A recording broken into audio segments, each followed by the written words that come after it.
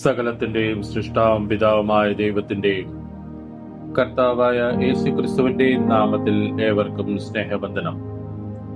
ഇന്ന് ജൂൺ 20. ഇന്ന് നമ്മൾ വായിക്കുന്ന ആദ്യത്തെ വായനാ ഭാഗം റൂത്തിന്റെ പുസ്തകം 1-2 അധ്യായങ്ങൾ. റൂത്ത് 1-ാം അധ്യായം 1-ാം വാക്യം മുതൽ. ന്യായാധിപന്മാർ ന്യായപാലനം നടത്തിയ കാലത്ത് ഒരിക്കൽ ദേശത്ത് ക്ഷാമമുണ്ടായി. യഹൂദായിലെ ബേത്ലഹേമിലുള്ള ഒരാൾ തന്റെ ഭാര്യയും 2 പുത്രന്മാരുമായി മോവാബ് ദേശത്ത് പരദേശിയായി പാർപ്പാൻ പോയി. അവന് എലീമേലെക് എന്നും ഭാര്യയ്ക്ക് നൊവോമി എന്നും 2 പുത്രന്മാർക്ക് മഹ്ലോൻ എന്നും കില്യോൻ എന്നും പേർ. അവർ യഹൂദായിലെ ബേത്ലഹേമിൽ നിന്നുള്ള എഫ്രാത്യർ ആയിരുന്നു. അവർ മോവാബ് ദേശത്ത് ചെന്ന് അവിടെ താമസിച്ചു. എന്നാൽ നൊവോമിയുടെ ഭർത്താവായ എലീമേലെക് മരിച്ചു. അവളും 2 പുത്രന്മാരും ശേഷിച്ചു. അവർ മോവാബ് സ്ത്രീകളെ വിവാഹം കഴിച്ചു. ഒരുത്തിക്ക് ഓർപ്പ എന്നും മറ്റവൾക്ക് രൂത്ത് എന്നും പേർ. അവർ ഏകദേശം 10 സംവത്സരം അവിടെ പാർത്തു. പിന്നെ മഹ്ലോനും കില്യോനും ഇരുവരും മരിച്ചു. അങ്ങനെ 2 പുത്രന്മാരും ഭർത്താവും കഴിഞ്ഞിട്ട് ആ സ്ത്രീ മാത്രം ശേഷിച്ചു. യഹോവ തന്റെ ജനത്തെ സന്ദർശിച്ച് ആഹാരം കൊടുത്ത പ്രകാരം അവൾ മോവാബ് ദേശത്ത് വെച്ച് കേട്ടിട്ട് മോവാബ് ദേശം വിട്ട് മടങ്ങിപ്പോകുവാൻ തന്റെ മരുമക്കളോടുകൂടെ പുറപ്പെട്ടു. അങ്ങനെ അവൾ മരുമക്കളുമായി പാർത്തിരുന്ന സ്ഥലം വിട്ട് യഹൂദാ ദേശത്തേക്ക് മടങ്ങിപ്പോകുവാൻ യാത്രയായി. എന്നാൽ നൊവോമി മരുമക്കൾ ഇരുവരോടും, നിങ്ങൾ താന്താന്റെ അമ്മയുടെ വീട്ടിലേക്ക് മടങ്ങിപ്പോകുവിൻ. മരിച്ചവരോടും എന്നോടും നിങ്ങൾ ചെയ്തതുപോലെ യഹോവ നിങ്ങളോടും ദയ ചെയ്യുമാറാകട്ടെ. നിങ്ങൾ താന്താന്റെ ഭർത്താവിന്റെ വീട്ടിൽ വിശ്രാമം പ്രാപിക്കേണ്ടതിന് യഹോവ നിങ്ങൾക്ക് കൃപ നൽകുമാറാകട്ടെ എന്ന് പറഞ്ഞ് അവരെ ചുംബിച്ചു. അവർ ഉച്ചത്തിൽ കരഞ്ഞു. അവർ അവളോട്, ഞങ്ങളും നിന്നോടുകൂടെ നിന്റെ ജനത്തിന്റെ അടുക്കൽ പോരുന്നു എന്ന് പറഞ്ഞു. അതിന് നൊവോമി പറഞ്ഞത്, എന്റെ മക്കളെ, നിങ്ങൾ മടങ്ങിപ്പോയിക്കൊള്ളുവിൻ. എന്തിന് എന്നോടുകൂടെ പോരുന്നു? നിങ്ങൾക്ക് ഭർത്താക്കന്മാരായിരിക്കാൻ ഇനി എന്റെ ഉദരത്തിൽ പുത്രന്മാരുണ്ടോ? എന്റെ മക്കളെ, മടങ്ങിപ്പോയിക്കൊള്ളുവിൻ. ഒരു പുരുഷന് ഭാര്യയായിരിക്കാൻ എനിക്ക് പ്രായം കഴിഞ്ഞുപോയി. അല്ല, അങ്ങനെ ഒരു ആശ എനിക്കുണ്ടായിട്ട് ഈ രാത്രി തന്നെ ഒരു പുരുഷന് ഭാര്യയായി പുത്രന്മാരെ പ്രസവിച്ചാലും അവർക്ക് പ്രായമാകുവോളം നിങ്ങൾ അവർക്കായിട്ട് കാത്തിരിക്കുമോ? നിങ്ങൾ ഭർത്താക്കന്മാരെ എടുക്കാതെ നിൽക്കുമോ? അത് വേണ്ട എന്റെ മക്കളെ. യഹോവയുടെ കൈ എനിക്ക് വിരോധമായി പുറപ്പെട്ടിരിക്കയാൽ നിങ്ങളെ വിചാരിച്ച് ഞാൻ വളരെ വ്യസനിക്കുന്നു. അവർ പിന്നെയും പൊട്ടിക്കരഞ്ഞു. ഓർപ്പ അമ്മായിയമ്മയെ ചുംബിച്ച് പിരിഞ്ഞു. രൂത്തോ അവളെ പറ്റി നിന്നു. അപ്പോൾ അവൾ, നിന്റെ സഹോദരി തന്റെ ജനത്തിന്റെയും തന്റെ ദേവന്റെയും അടുക്കൽ മടങ്ങിപ്പോയല്ലോ. നീയും നിന്റെ സഹോദരിയുടെ പിന്നാലെ പൊയ്ക്കൊള്ളുക എന്ന് പറഞ്ഞു. അതിന് രൂത്ത്, നിന്നെ വിട്ടുപിരിവാനും നിന്റെ കൂടെ വരാതെ മടങ്ങിപ്പോകുവാനും എന്നോട് പറയരുതേ. നീ പോകുന്നിടത്ത് ഞാനും പോരും, നീ പാർക്കുന്നിടത്ത് ഞാനും പാർക്കും. നിന്റെ ജനം എന്റെ ജനം, നിന്റെ ദൈവം എന്റെ ദൈവം. നീ മരിക്കുന്നിടത്ത് ഞാനും മരിച്ച് അടക്കപ്പെടും. മരണത്താലല്ലാതെ ഞാൻ നിന്നെ വിട്ടുപിരിഞ്ഞാൽ യഹോവ തക്കവണ്ണവും അധികവും എന്നോട് ചെയ്യുമാറാകട്ടെ എന്ന് പറഞ്ഞു. തന്നോടുകൂടെ പോരുവാൻ അവൾ ഉറച്ചിരിക്കുന്നു എന്ന് കണ്ടപ്പോൾ അവൾ അവളോട് സംസാരിക്കുന്നത് മതിയാക്കി. അങ്ങനെ അവർ 2 പേരും ബേത്ലഹേം വരെ നടന്നു. അവർ ബേത്ലഹേമിൽ എത്തിയപ്പോൾ പട്ടണം മുഴുവനും അവരുടെ നിമിത്തം ഇളകി. ഇവൾ നൊവോമിയോ എന്ന സ്ത്രീജനം പറഞ്ഞു. അവൾ അവരോട് പറഞ്ഞത്, നൊവോമി എന്നല്ല, മാറ എന്ന് എന്നെ വിളിപ്പിൻ. സർവശക്തൻ എന്നോട് ഏറ്റവും കൈപ്പായുള്ളത് പ്രവർത്തിച്ചിരിക്കുന്നു. നിറഞ്ഞവളായി ഞാൻ പോയി, ഒഴിഞ്ഞവളായി യഹോവ എന്നെ മടക്കി വരുത്തിയിരിക്കുന്നു. യഹോവ എനിക്ക് വിരോധമായി സാക്ഷീകരിക്കുകയും സർവശക്തൻ എന്നെ ദുഃഖിപ്പിക്കുകയും ചെയ്തിരിക്കെ നിങ്ങൾ എന്നെ നൊവോമി എന്ന് വിളിക്കുന്നത് എന്ത്? ഇങ്ങനെ നൊവോമി മോവാബ് ദേശത്ത് നിന്ന് കൂടെ പോന്ന മരുമകൾ രൂത്ത് എന്ന മോവാബ് സ്ത്രീയുമായി മടങ്ങി വന്നു. അവർ യവക്കൊയ്ത്തിന്റെ ആരംഭത്തിൽ ബേത്ലഹേമിൽ എത്തി. രൂത്ത് 2-ാം അധ്യായം 1-ാം വാക്യം മുതൽ. നൊവോമിക്ക് തന്റെ ഭർത്താവായ എലീമേലെക്കിന്റെ കുടുംബത്തിൽ മഹാധനവാനായ ഒരു ചാർച്ചക്കാരൻ ഉണ്ടായിരുന്നു. അവന് ബോവസ് എന്നു പേർ. എന്നാൽ മോവാബ് സ്ത്രീയായ രൂത്ത് നൊവോമിയോട്, ഞാൻ വയലിൽ ചെന്ന് എന്നോട് ദയ കാണിക്കുന്നവനെ ആശ്രയിച്ച് കതിർ പെറുക്കട്ടെ എന്ന് ചോദിച്ചു. പൊയ്ക്കൊള്ളുക മകളെ എന്ന് അവൾ അവളോട് പറഞ്ഞു. അങ്ങനെ അവൾ പോയി വയലിൽ കൊയ്ത്തുകാരുടെ പിന്നാലെ ചെന്ന് പെറുക്കി. ഭാഗ്യവശാൽ അവൾ എലീമേലെക്കിന്റെ കുടുംബക്കാരനായ ബോവസിനുള്ള വയലിലായിരുന്നു ചെന്നത്. അപ്പോൾ ഇതാ ബോവസ് ബേത്ലഹേമിൽ നിന്ന് വരുന്നു. അവൻ കൊയ്ത്തുകാരോട്, യഹോവ നിങ്ങളോടുകൂടി ഇരിക്കട്ടെ എന്ന് പറഞ്ഞു. യഹോവ നിന്നെ അനുഗ്രഹിക്കട്ടെ എന്ന് അവർ അവനോടും പറഞ്ഞു. കൊയ്ത്തുകാരുടെ മേലാളായ ഭൃത്യനോട് ഈ യുവതി ഏത് എന്ന് ബോവസ് ചോദിച്ചു. കൊയ്ത്തുകാരുടെ മേലാളായ ഭൃത്യൻ, ഇവൾ മോവാബ് ദേശത്ത് നിന്ന് നൊവോമിയോടുകൂടെ വന്ന മോവാബ്യ യുവതിയാകുന്നു. ഞാൻ കൊയ്ത്തുകാരുടെ പിന്നാലെ കറ്റകളുടെ ഇടയിൽ പെറുക്കിക്കൊള്ളട്ടെ എന്ന് അവൾ ചോദിച്ചു. അങ്ങനെ അവൾ കാലത്ത് വന്ന് ഇതുവരെ പെറുക്കിക്കൊണ്ടിരിക്കുന്നു.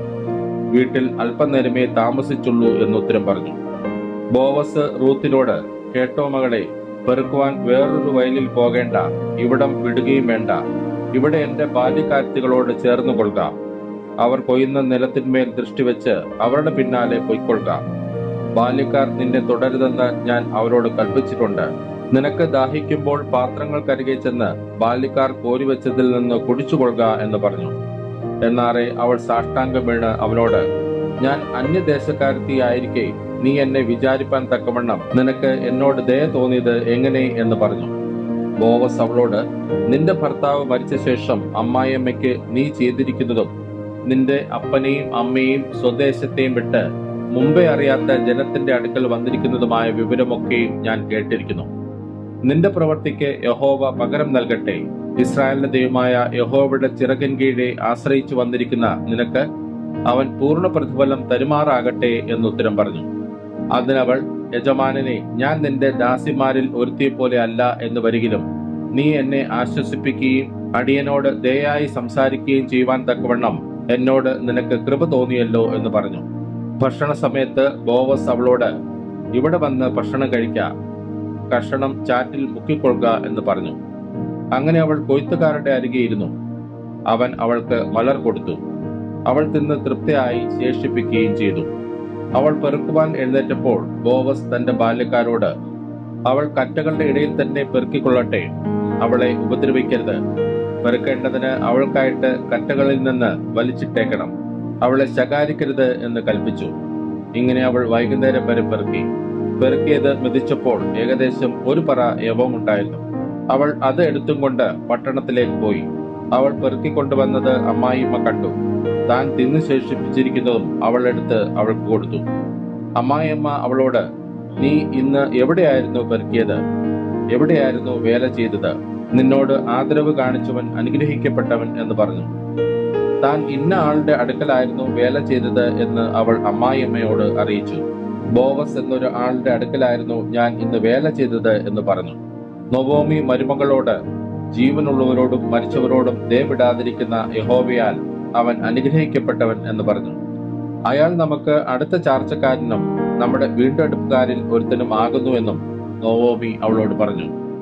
എന്റെ ബാല്യക്കാർ കൊയ്ത്തെല്ലാം തീർക്കുവോളം അവരോട് ചേർന്നിരിക്ക എന്നുകൂടെ അവൻ എന്നോട് പറഞ്ഞു എന്ന് മോവാബ് സ്ത്രീയായ രൂത്ത് പറഞ്ഞു. നൊവോമി തന്റെ മരുമകളായ രൂത്തിനോട്, മകളെ, വേറൊരു വയലിൽ വെച്ച് ആരും നിന്നെ ഉപദ്രവിക്കാതിരിക്കേണ്ടതിന് നീ അവന്റെ ബാല്യക്കാരത്തികളോടുകൂടി തന്നെ പോകുന്നത് നന്ന് എന്ന് പറഞ്ഞു. അങ്ങനെ അവൾ യവക്കൊയ്ത്തും ഗോതമ്പ് കൊയ്ത്തും തീരുവോളം വെറുക്കുവാൻ ബോവസിന്റെ ബാല്യക്കാരത്തികളോട് ചേർന്നിരിക്കുകയും അമ്മായിയമ്മയോടുകൂടെ പാർക്കുകയും ചെയ്തു.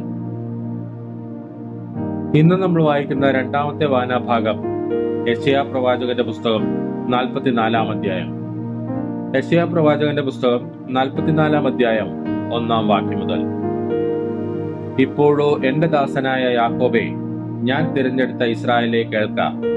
നിന്നെ ഉരുവാക്കിയവനും ഗർഭത്തിൽ നിന്നെ നിർമ്മിച്ചവനും നിന്നെ സഹായിച്ചവനുമായ യഹോവ ഇപ്രകാരം അരുളിച്ചെയ്യുന്നു. എന്റെ ദാസനായ യാക്കോബേ, ഞാൻ തിരഞ്ഞെടുത്ത യെശൂരൂനെ, നീ ഭയപ്പെടേണ്ട. ദാഹിച്ചിരിക്കുന്നിടത്ത് ഞാൻ വെള്ളവും വരണ്ട നിലത്ത് നീരൊഴുക്കുകളും പകരും. നിന്റെ സന്തതിമേൽ എന്റെ ആത്മാവിനെയും നിന്റെ സന്താനത്തിന്മേൽ എന്റെ അനുഗ്രഹത്തെയും പകരും. അവർ പുല്ലിന്റെ ഇടയിൽ നീർത്തോടുകൾക്കരികെയുള്ള അലരികൾ പോലെ മുളച്ചു വരും. ഞാൻ യഹോവയ്ക്കുള്ളവൻ എന്ന് ഒരുത്തൻ പറയും. മറ്റൊരുത്തൻ തനിക്ക് യാക്കോബിന്റെ പേരെടുക്കും. വേറൊരുത്തൻ തന്റെ കൈമേൽ യഹോവയ്ക്കുള്ളവൻ എന്നെഴുതി ഇസ്രായേൽ എന്ന് മറുപേരെടുക്കും. ഇസ്രായേലിന്റെ രാജാവായ യഹോവ, അവന്റെ വീണ്ടെടുപ്പുകാരനായ സൈന്യങ്ങളുടെ യഹോവ ഇപ്രകാരം അരുളിച്ചെയ്യുന്നു. ഞാൻ ആദ്യനും അന്ത്യനുമാകുന്നു. ഞാനല്ലാതെ ഒരു ദൈവമില്ല. ഞാൻ പുരാതനമായൊരു ജനത്തെ സ്ഥാപിച്ചതു മുതൽ ഞാൻ എന്ന പോലെ വിളിച്ചു പറയുകയും പ്രസ്താവിക്കുകയും എനിക്ക് വേണ്ടി ഒരുക്കി വെക്കുകയും ചെയ്യുന്നവനാർ. സംഭവിക്കുന്നതും സംഭവിപ്പാനുള്ളതും അവർ പ്രസ്താവിക്കട്ടെ. നിങ്ങൾ ഭയപ്പെടേണ്ട, പേടിക്കുകയും വേണ്ട. പണ്ട് തന്നെ ഞാൻ നിന്നോട് പ്രസ്താവിച്ച് കേൾപ്പിച്ചിട്ടില്ലയോ? നിങ്ങൾ എന്റെ സാക്ഷികളാകുന്നു. ഞാനല്ലാതെ ഒരു ദൈവമുണ്ടോ? ഒരു പാറയുമില്ല. ഞാൻ ഒരുത്തനെയും അറിയുന്നില്ല. വിഗ്രഹത്തെ നിർമ്മിക്കുന്ന ഏവനും ശൂന്യം. അവരുടെ മനോഹര ബിംബങ്ങൾ ഉപകരിക്കുന്നില്ല. അവയുടെ സാക്ഷികളോ ഒന്നും കാണുന്നില്ല, ഒന്നും അറിയുന്നതുമില്ല. ലജ്ജിച്ചു പോകുന്നതേയുള്ളൂ. ഒരു ദേവനെ നിർമ്മിക്കുകയോ ഒന്നിനും കൊള്ളാത്ത ഒരു വിഗ്രഹത്തെ വാർക്കുകയോ ചെയ്യുന്നവൻ ആർ? ഇതാ അവന്റെ കൂട്ടുകാർ എല്ലാവരും ലജ്ജിച്ചു പോകുന്നു. കൗശലപ്പണിക്കാരോ മനുഷ്യരത്രേ. അവർ എല്ലാവരും ഒന്നിച്ചുകൂടി നിൽക്കട്ടെ.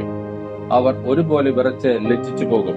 കൊല്ലൻ ഉളിയെ മൂർച്ചയാക്കി തീക്കണ്ണിൽ വേല ചെയ്ത് ചുറ്റിക കൊണ്ട് അടിച്ചു രൂപമാക്കി ബലമുള്ള ഭുജം കൊണ്ട് പണിതീർക്കുന്നു. അവൻ വിശന്ന് ക്ഷീണിക്കുന്നു, വെള്ളം കുടിക്കാതെ തളർന്നു പോകുന്നു. ആശാരി തോതു പിടിച്ച് ഈയക്കോൽ കൊണ്ട് അടയാളമിട്ട് ചീകുളി കൊണ്ട് രൂപമാക്കുകയും വൃത്തയന്ത്രം കൊണ്ട് വരയ്ക്കുകയും ചെയ്യുന്നു. ഇങ്ങനെ അവൻ അതിനെ മനുഷ്യാകൃതിയിലും പുരുഷ കോമളത്വത്തിലും തീർത്ത് ക്ഷേത്രത്തിൽ വയ്ക്കുന്നു. ഒരുവൻ ദേവദാരുക്കളെ വെട്ടുകയും തേക്കും കരിവേലവും എടുക്കുകയും കാട്ടിലെ വൃക്ഷങ്ങളിൽ അവയെ കണ്ട് ഉറപ്പിക്കുകയും ഒരു അശോകം നട്ടുപിടിപ്പിക്കുകയും മഴ അതിനെ വളർത്തുകയും ചെയ്യുന്നു. പിന്നെ അത് മനുഷ്യന് തീ കത്തിപ്പാൻ ഉതകുന്നു. അവൻ അതിൽ കുറെ എടുത്ത് തീ കായുകയും അത് കത്തിച്ച് അപ്പം ചുടുകയും അതുകൊണ്ട് ഒരു ദേവനെ ഉണ്ടാക്കി നമസ്കരിക്കുകയും ഒരു വിഗ്രഹം തീർത്ത് അതിന്റെ മുമ്പിൽ സാഷ്ടാംഗം വീഴുകയും ചെയ്യുന്നു. അതിൽ ഒരംശം കൊണ്ട് അവൻ തീ കത്തിക്കുന്നു, ഒരംശം കൊണ്ട് ഇറച്ചി ചുട്ടു തിന്നുന്നു. അങ്ങനെ അവൻ ചുട്ടു തിന്ന് തൃപ്തനാകുന്നു. അവൻ തീ കാഞ്ഞ് നല്ല തീ ഉളിർ മാറി എന്ന് പറയുന്നു. അതിന്റെ ശേഷിപ്പ് കൊണ്ട് അവൻ ഒരു ദേവനെ, ഒരു വിഗ്രഹത്തെ തന്നെ ഉണ്ടാക്കി അതിന്റെ മുമ്പിൽ സാഷ്ടാംഗം വേണ്ടി നമസ്കരിക്കുകയും അതിനോട് പ്രാർത്ഥിച്ച് എന്നെ രക്ഷിക്കണമേ, നീ എന്റെ ദേവനല്ലോ എന്ന് പറയുകയും ചെയ്യുന്നു. അവർ അറിയുന്നില്ല, ഗ്രഹിക്കുന്നതുമില്ല. കാണാതെ വണ്ണം അവരുടെ കണ്ണുകളെയും ഗ്രഹിക്കാതെ വണ്ണം അവരുടെ ഹൃദയങ്ങളെയും അവൻ അടച്ചിരിക്കുന്നു. ഒരുത്തനും ഹൃദയത്തിൽ വിചാരിക്കുന്നില്ല, ഒരംശം ഞാൻ കത്തിച്ചു, കനലിൽ അപ്പം ചുട്ട് ഇറച്ചിയും ചുട്ടു തിന്നു. ശേഷിപ്പ് കൊണ്ട് ഞാൻ ഒരു മ്ലേച്ഛ വിഗ്രഹം ഉണ്ടാക്കുമോ? ഒരു മരമുട്ടിയുടെ മുമ്പിൽ സാഷ്ടാംഗം വീഴുമോ എന്നിങ്ങനെ പറവാൻ തക്കവണ്ണം ഒരുത്തനും അറിവുമില്ല, ബോധവുമില്ല. അവൻ വെണ്ണീർ തിന്നുന്നു. വഞ്ചിക്കപ്പെട്ട അവന്റെ ഹൃദയം അവനെ തെറ്റിച്ചു കളയുന്നു. അവൻ തന്റെ പ്രാണനെ രക്ഷിക്കുന്നില്ല. എന്റെ വലങ്കയിൽ പോഷ്കില്ലയോ എന്ന് ചോദിക്കുന്നതുമില്ല. യാക്കോബേ, ഇത് ഓർത്തുകൊള്ളുക. ഇസ്രായേലേ, നീ എന്റെ ദാസനല്ലോ. ഞാൻ നിന്നെ നിർമ്മിച്ചു, നീ എന്റെ ദാസൻ തന്നെ. ഇസ്രായേലേ, ഞാൻ നിന്നെ മറന്നു കളകയില്ല. ഞാൻ കാർമുകിലിനെ പോലെ നിന്റെ ലംഘനങ്ങളെയും മേഘങ്ങളെ പോലെ നിന്റെ പാപങ്ങളെയും മായ്ച്ചു കളയുന്നു. എങ്കിലേക്ക് തിരിഞ്ഞുകൊള്ളുക, ഞാൻ നിന്നെ വീണ്ടെടുത്തിരിക്കുന്നു. ആകാശമേ, ഘോഷിച്ചുല്ലസിക്ക, യഹോവ ഇത് ചെയ്തിരിക്കുന്നു. ഭൂമിയുടെ അധോഭാഗങ്ങളെ ആർത്തുകൊള്ളുവിൻ. പർവ്വതങ്ങളും വനവും സകല വൃക്ഷങ്ങളും ആയുള്ളവയെ പൊട്ടിയാർക്കുക. യഹോവ യാക്കോബിനെ വീണ്ടെടുത്ത് ഇസ്രായേലിൽ തന്നെത്താൻ മഹത്വപ്പെടുത്തുന്നു. നിന്റെ വീണ്ടെടുപ്പുകാരനും ഗർഭത്തിൽ നിന്നെ നിർമ്മിച്ചവനുമായ യഹോവ ഇപ്രകാരം അരുളിച്ചെയ്യുന്നു: യഹോവയായ ഞാൻ സകലവും ഉണ്ടാക്കുന്നു. ഞാൻ തന്നെ ആകാശത്തെ വിരിക്കുകയും ഭൂമിയെ പരത്തുകയും ചെയ്തിരിക്കുന്നു. ആർ എന്നോടുകൂടെ ഉണ്ടായിരുന്നു? ഞാൻ ജൽപ്പകന്മാരുടെ ശകുനങ്ങളെ വ്യർത്ഥമാക്കുകയും പ്രശ്നക്കാരെ ഭ്രാന്തന്മാരാക്കുകയും ജ്ഞാനികളെ മടക്കി അവരുടെ ജ്ഞാനത്തെ ഭോഷത്വമാക്കുകയും ചെയ്യുന്നു. ഞാൻ എന്റെ ദാസന്റെ വചനം നിവർത്തിച്ച് എന്റെ ദൂതന്മാരുടെ ആലോചന അനുഷ്ഠിക്കുന്നു. യെരൂശലേമിൽ നിവാസികൾ ഉണ്ടാകുമെന്നും യഹൂദ നഗരങ്ങൾ പണിയപ്പെടും, ഞാൻ അവയുടെ ഇടിവുകളെ നന്നാക്കുമെന്നും കൽപ്പിക്കുന്നു. ഞാൻ ആഴിയോട് ഉണങ്ങിപ്പോക, നിന്റെ നദികളെ ഞാൻ വറ്റിച്ചു കളയും എന്ന് കൽപ്പിക്കുന്നു. കോരേശ് എന്റെ ഇടയൻ, അവൻ എന്റെ ഹിതമൊക്കെയും നിവർത്തിക്കും എന്നും യെരൂശലേം പണിയപ്പെടും, മന്ദിരത്തിന് അടിസ്ഥാനം ഇടുമെന്നും ഞാൻ കൽപ്പിക്കുന്നു. ഇന്ന് നമ്മൾ വായിക്കുന്ന മൂന്നാമത്തെ വായനാഭാഗം യൂദ എഴുതിയ ലേഖനം. യേശുക്രിസ്തുവിന്റെ ദാസനും യാക്കോബിന്റെ സഹോദരനുമായ യൂദ, പിതാവായ ദൈവത്തിൽ സ്നേഹിക്കപ്പെട്ടും യേശുക്രിസ്തുവിനായി സൂക്ഷിക്കപ്പെട്ടും മരിക്കുന്നവരായ വിളിക്കപ്പെട്ടവർക്ക് എഴുതുന്നത്: നിങ്ങൾക്ക് കരുണയും സമാധാനവും സ്നേഹവും വർദ്ധിക്കുമാറാകട്ടെ. പ്രിയരെ, നമുക്ക് പൊതുവിലുള്ള രക്ഷയെക്കുറിച്ച് നിങ്ങൾക്ക് എഴുതുവാൻ സകല പ്രയത്നവും ചെയ്യുകയും വിശുദ്ധന്മാർക്ക് ഒരിക്കലായിട്ട് ഭരമേൽപ്പിച്ചിരിക്കുന്ന വിശ്വാസത്തിന് വേണ്ടി പോരാടേണ്ടതിന് പ്രബോധിപ്പിച്ചെഴുതുവാൻ ആവശ്യം എന്ന് എനിക്ക് തോന്നി. നമ്മുടെ ദൈവത്തിന്റെ കൃപയെ ദുഷ്കാമവൃത്തിക്ക് ഹേതുവാക്കി ഏകനാഥനും നമ്മുടെ കർത്താവുമായ യേശുക്രിസ്തുവിനെ നിഷേധിക്കുന്ന അഭക്തരായ ചില മനുഷ്യർ നുഴഞ്ഞു വന്നിരിക്കുന്നു. അവരുടെ ഈ ശിക്ഷാവിധി പണ്ട് തന്നെ എഴുതിയിരിക്കുന്നു. നിങ്ങളോ സകലവും ഒരിക്കൽ അറിഞ്ഞുവെങ്കിലും നിങ്ങളെ ഓർപ്പിപ്പാൻ ഞാൻ ഇച്ഛിക്കുന്നത് എന്തെന്നാൽ, കർത്താവ് ജനത്തെ മിസ്രൈമിൽ നിന്ന് രക്ഷിച്ചിട്ടും വിശ്വസിക്കാത്തവരെ പിന്നത്തേതിൽ നശിപ്പിച്ചു. തങ്ങളുടെ വാഴ്ച കാത്തുകൊള്ളാതെ സ്വന്തം വാസസ്ഥലം വിട്ടുപോയ ദൂതന്മാരെ മഹാദിവസത്തിന്റെ വിധിക്കായി എന്നേക്കുമുള്ള ചങ്ങലയിട്ട് അന്ധകാരത്തിന് കീഴിൽ സൂക്ഷിച്ചിരിക്കുന്നു. അതുപോലെ സോദോമും ഗോമോറയും ചുറ്റുമുള്ള പട്ടണങ്ങളും അവർക്ക് സമമായി ദുർനടപ്പ് ആചരിച്ച് അന്യജഡം മോഹിച്ച് നടന്നതിനാൽ നിത്യാഗ്നിയുടെ ശിക്ഷാവിധി സഹിച്ചുകൊണ്ട് ദൃഷ്ടാന്തമായി കിടക്കുന്നു. അങ്ങനെ തന്നെ ഇവരും സ്വപ്നാവസ്ഥയിലായി ജഡത്തെ മലിനമാക്കുകയും കർത്തൃത്വത്തെ തുച്ഛീകരിക്കുകയും മഹിമകളെ ദുഷിക്കുകയും ചെയ്യുന്നു. എന്നാൽ പ്രധാന ദൂതനായ മിഖായേൽ മോശയുടെ ശരീരത്തെക്കുറിച്ച് പിശാചിനോട് തർക്കിച്ചു വാദിക്കുമ്പോൾ ഒരു ദൂഷണവിധി ഉച്ചരിപ്പാൻ തുനിയാതെ കർത്താവ് നിന്നെ ഭത്സിക്കട്ടെ എന്ന് പറഞ്ഞതേ ഉള്ളൂ. ഇവരോ തങ്ങൾ അറിയാത്തത് എല്ലാം ദുഷിക്കുന്നു. ബുദ്ധിയില്ലാത്ത മൃഗങ്ങളെ പോലെ സ്വാഭാവികമായി ഗ്രഹിക്കുന്നവയിലൊക്കെയും തങ്ങളെ തന്നെ വഷളാക്കുന്നു. അവർക്ക് അയ്യോ കഷ്ടം! അവർ കയ്യിന്റെ വഴിയിൽ നടക്കുകയും കൂലി കൊതിച്ച് ബിലയാമിന്റെ വഞ്ചനയിൽ തങ്ങളെ തന്നെ ഏൽപ്പിക്കുകയും കോരഹിന്റെ മത്സരത്തിൽ നശിച്ചു പോവുകയും ചെയ്യുന്നു. ഇവർ നിങ്ങളുടെ സ്നേഹസന്ധികളിൽ മറഞ്ഞുകിടക്കുന്ന പാറകൾ, നിങ്ങളോടുകൂടെ വിരുന്നു കഴിഞ്ഞ് ഭയം കൂടാതെ നിങ്ങളെ തന്നെ തീറ്റുന്നവർ, കാറ്റുകൊണ്ട് ഓടുന്ന വെള്ളമില്ലാത്ത മേഘങ്ങൾ, ഇല കൊഴിഞ്ഞും ഫലമില്ലാതെയും രണ്ടൊരു ചത്തും വേരറ്റും പോയ വൃക്ഷങ്ങൾ, തങ്ങളുടെ നാണക്കേട് നുരച്ചു തള്ളുന്ന കൊടിയ കടൽ തിരകൾ, സദാകാലത്തേക്കും അന്ധതമസ് സൂക്ഷിച്ചു വച്ചിരിക്കുന്ന വക്രഗതിയുള്ള നക്ഷത്രങ്ങൾ തന്നെ. ആദാം മുതൽ ഏഴാമനായ ഹാനോക്കും ഇവരെക്കുറിച്ച്, ഇതാ കർത്താവ് എല്ലാവരെയും വിധിപ്പാനും അവർ അഭക്തിയോടെ ചെയ്ത ഭക്തിവിരുദ്ധമായ സകല പ്രവൃത്തികളും നിമിത്തം ഭക്തികെട്ട പാപികൾ തന്നെ നേരെ പറഞ്ഞ സകല നിഷ്ഠൂരങ്ങളും നിമിത്തവും ഭക്തികെട്ടവരെയൊക്കെയും ബോധം വരുത്തുവാനും 1000 വിശുദ്ധന്മാരോടുകൂടി വന്നിരിക്കുന്നു എന്ന് പ്രവചിച്ചു. അവർ പിറുപിറുപ്പുകാരും തങ്ങളുടെ ഗതിയെക്കുറിച്ച് ആവലാതി പറയുന്നവരുമായി സ്വന്തം മോഹങ്ങളെ അനുസരിച്ച് നടക്കുന്നു. അവരുടെ വായി വമ്പ് പറയുന്നു. കാര്യസാധ്യത്തിനായി അവർ മുഖസ്തുതി പ്രയോഗിക്കുന്നു. നിങ്ങളോ പ്രിയരെ, നമ്മുടെ കർത്താവായ യേശുക്രിസ്തുവിന്റെ അപ്പോസ്തലന്മാർ മുൻ പറഞ്ഞ വാക്കുകളെ ഓർപ്പിൻ. അന്ത്യകാലത്ത് ഭക്തികെട്ട മോഹങ്ങളെ അനുസരിച്ച് നടക്കുന്ന പരിഹാസികൾ ഉണ്ടാകും എന്ന് അവർ നിങ്ങളോട് പറഞ്ഞുവല്ലോ.